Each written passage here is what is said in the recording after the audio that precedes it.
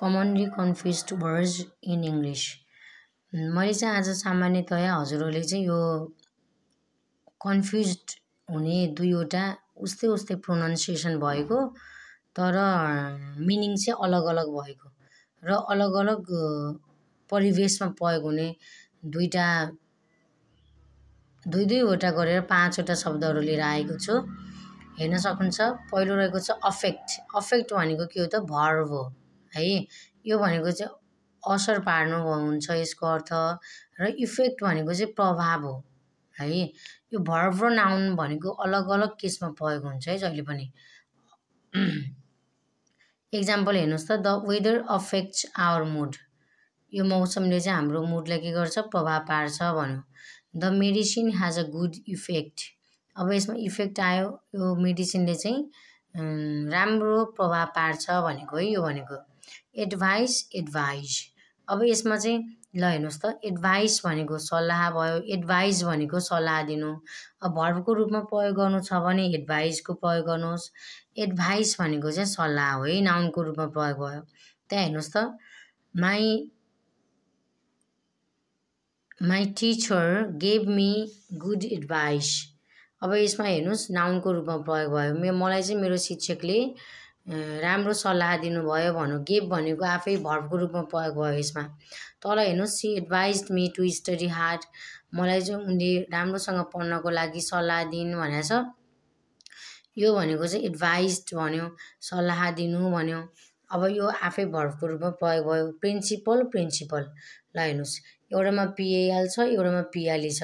Principal भनेको विद्यालयको प्रमुख अथवा हामी यो हेडमास्टर भन्छौँ नि, त्यसलाई प्रिन्सिपल भन्छ। पिएल भनेको प्रिन्सिपल भनेको सिद्धान्त है। अब हेर्नुहोस् त एक्जाम्पलबाट, the principal of our school is strict. हाम्रो स्कुलको प्रिन्सिपल चाहिँ प्रधानाध्यापक के छन्? कडा छन्। अनि अर्को छ honesty is the best principle. इमान्दारिता नै सबैभन्दा ठुलो, सबैभन्दा राम्रो के हो त? सिद्धान्त हो भन्यो। अर्को छ stationery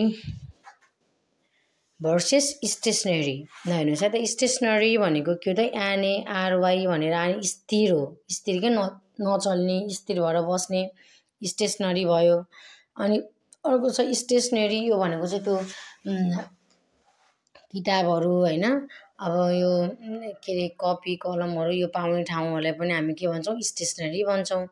the car remained stationary. Car चाहिँ रोकिएर बसेको छ भनेको।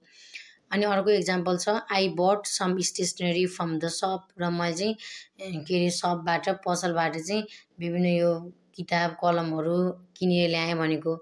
अर्को छ कम्प्लिमेन्ट भर्सेस कम्प्लिमेन्ट। कम्प्लिमेन्ट भनेको COMPLIMENT। कम्प्लिमेन्ट भनेको प्रशंसा भयो। COMPLIMENT। कम्प्लिमेन्ट भनेको पूरक भयो, फरक भयो। प्रोनाउन्सिएसन के छ? एउटै छ।